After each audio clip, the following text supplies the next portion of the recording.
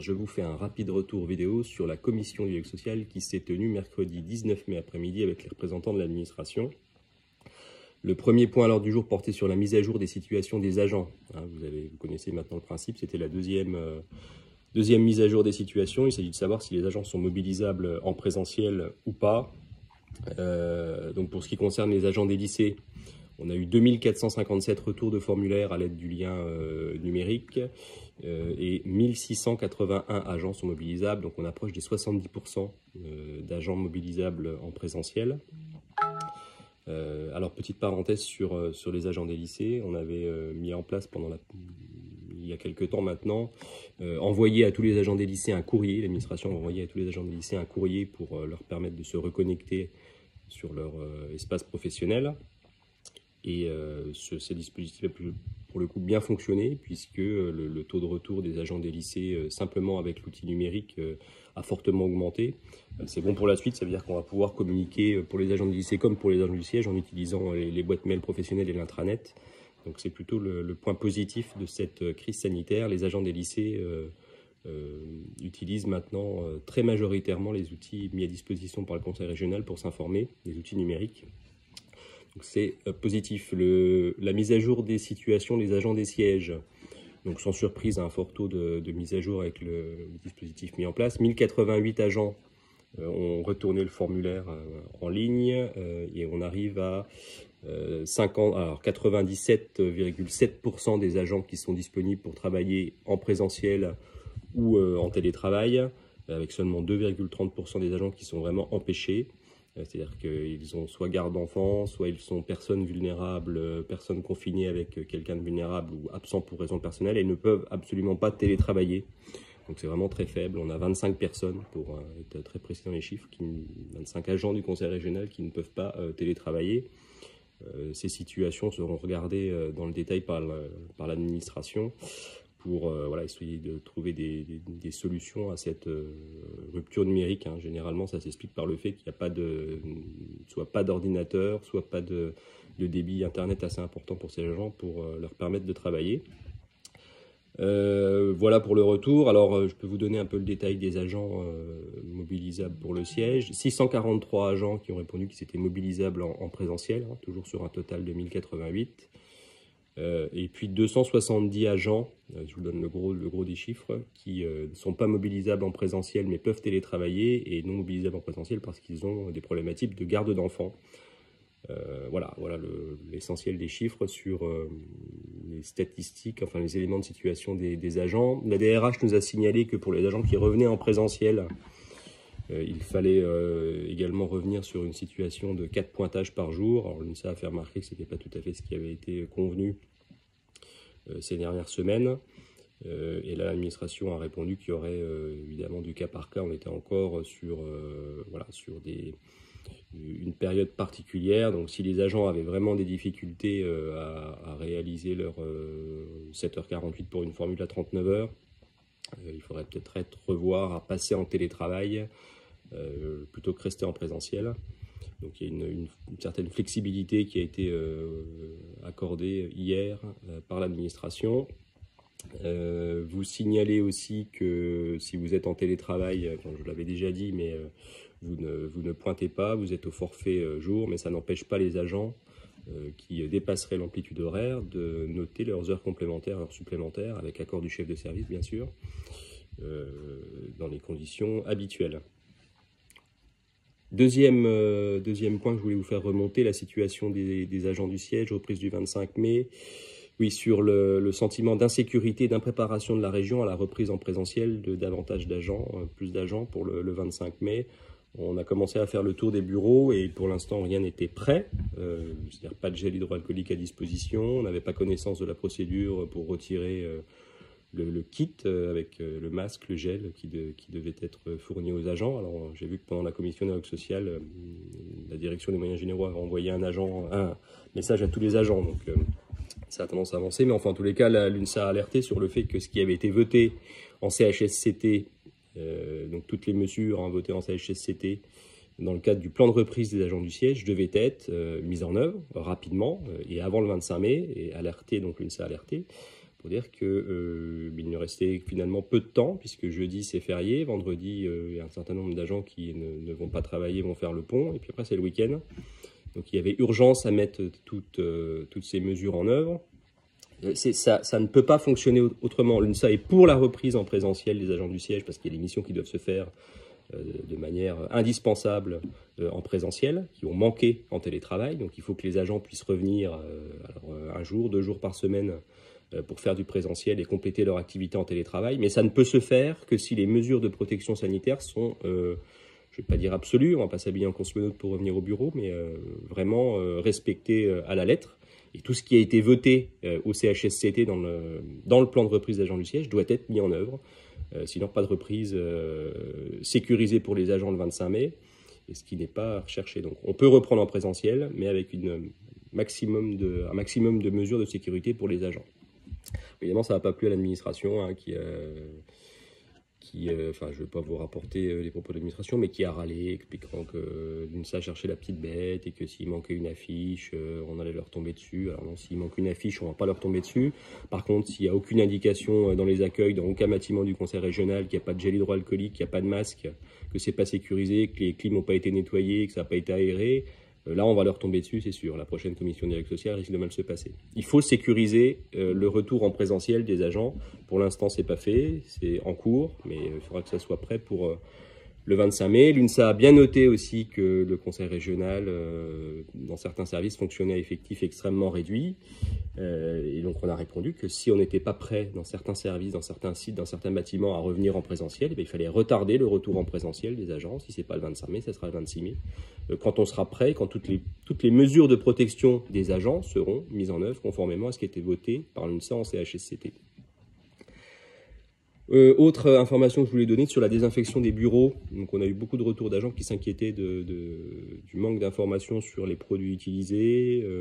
Les médecins d'ailleurs du travail, enfin de prévention, n'étaient pas spécialement chauds pour la procédure qui a été utilisée par le conseil régional. Bon, l'administration pas contente non plus des remarques de l'UNSA. Nous a répondu que tout était fait dans les règles de l'art, que c'était les entreprises de nettoyage qui étaient chargées ensuite de faire le tour, d'aérer, enfin qu'il n'y aurait pas de difficulté et que la plage d'interdiction d'accès des bureaux était beaucoup plus élargie que celle nécessaire pour sécuriser les agents, pour qu'il n'y ait pas d'effets secondaires, enfin d'effets néfastes pour les agents. Et donc l'UNSA en fait confiance, hein, puisque l'administration nous dit que tout est sous contrôle, qu'il n'y a pas de risque pour les agents et que tout a été parfaitement organisé. Et on va dire que ça ira pour lundi. Ça n'empêche qu'on sera vigilant sur la mise en œuvre de cette désinfection. Vous verrez, vous avez dû voir les questions sur le site de l'UNSA que j'avais adressées avant la commission de dialogue social. Masques dans les lycées, on avait eu un point sur ça. Donc pour vous dire que les masques qui arrivent dans les lycées, ce sont des masques chirurgicaux qui sont un dispositif temporaire, c'est-à-dire dans l'attente de la distribution dans tous les lycées des masques tissus commandés par la région pour les agents des lycées, pour les agents du conseil régional. Donc il y a 65 000 masques chirurgicaux qui sont actuellement livrés dans des départements relais, dans les 8 départements. Ensuite, chaque lycée va chercher sa commande dans ce département relais, ou alors c'est livré. Certains agents arrivent dans les départements à faire une petite tournée, m'a-t-on dit. Donc c'est transitoire. L'administration a pris conscience que les agents des lycées avaient travaillé en continu, certains, pas tous, mais en continu depuis le début de la crise. Les agents d'accueil, les agents logés, enfin les agents qui sont toujours restés à disposition des chefs d'établissement et des gestionnaires, qui ont toujours travaillé et qui ont travaillé sans masque, puisqu'au début de la crise, les masques des lycées ont été donnés aux soignants et c'était bien normal. L'UNSA a plusieurs fois alerté pour expliquer que maintenant c'était intolérable que les agents des lycées continuent de travailler dans les accueils sans masque, sans EPI, sans protection. On a fini par débloquer la situation. L'administration, et je remercie, a fait livrer la semaine dernière en urgence 65 000 masques dans les 130 lycées. Donc c'est un dispositif transitoire dans l'attente de la livraison des masques tissus, livraison masques tissus qui est bien sûr liée à la date de réouverture aux lycéens des lycées. Voilà, tout ça est cadencé de cette manière. Donc s'il n'y a pas de masques tissus pour l'instant dans les lycées, c'est parce qu'on n'a pas de date d'accueil ferme et définitive des pouvoirs publics des lycéens, peut-être le 2 juin, peut-être pas, on est dans l'attente. des éléments d'information de la prise de parole du Premier ministre du 28 mai. Quoi d'autre? Oui, sur les lingères, les autres syndicats sont revenus sur la proposition de l'UNSA qui avait été donc refusée au début de la crise mais acceptée la semaine dernière d'autoriser les lingères. Après, toutes les missions qu'elles ont à faire dans les lycées, sur la base du volontariat, sur la base d'un accord du chef d'établissement, respectant les normes AFNOR, de fabrication des masques artisanaux. Certains syndicats sont revenus sur ça.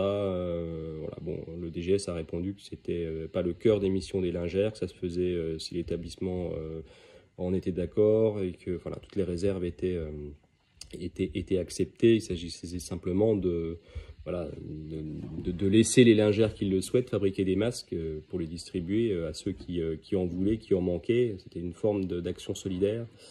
Donc ce sujet est maintenant purgé. On ne devrait pas avoir d'autres retours négatifs des collègues. Et celles ou ceux dans les lingeries qui voudraient faire des masques pourront le faire après accord de leur hiérarchie. Prime aux agents mobilisés, le DGS a proposé que ce sujet soit inscrit à l'ordre du jour du prochain comité technique de la semaine prochaine.